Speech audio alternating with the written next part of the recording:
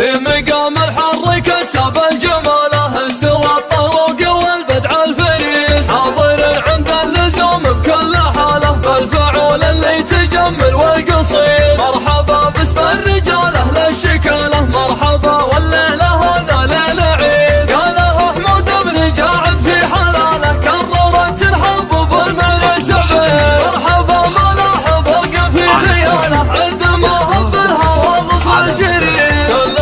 شرف الحفل وعناله كل حاضر من قريب ومن بعيد الفرح بحضوركم تم اكتماله كل منا في مقابلكم سعيد فارس الليله عسى الافراح فاله الف مبروك احتفالك العظيم يا علي يا مسندي في كل قاله يا عسى عمرك مع افراحك بديل يضربك وجدك الشيوخ الجزاله اهل الوقفات والراي السديد كل منهم يحتمل وقفاه الحالة كل منهم محزم العز الجويد من بين خميلي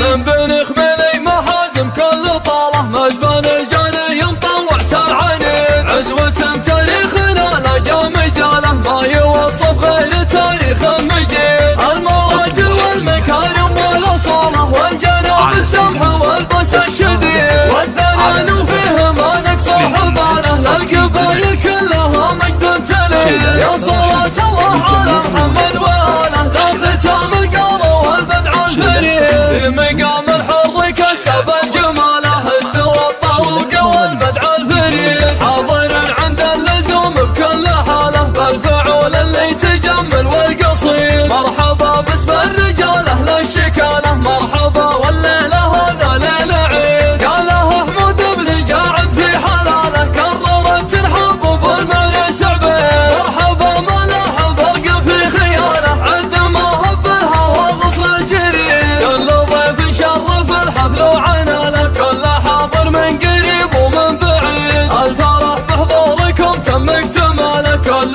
منا في مقابلكم سعيد فارس الليله عسى الافراح فاله الف مبروك احتفالك العظيم يا علي يا مسندي في كل قاله يا عسى عمرك مع افراحك بديل يضربك وجدك الشيوخ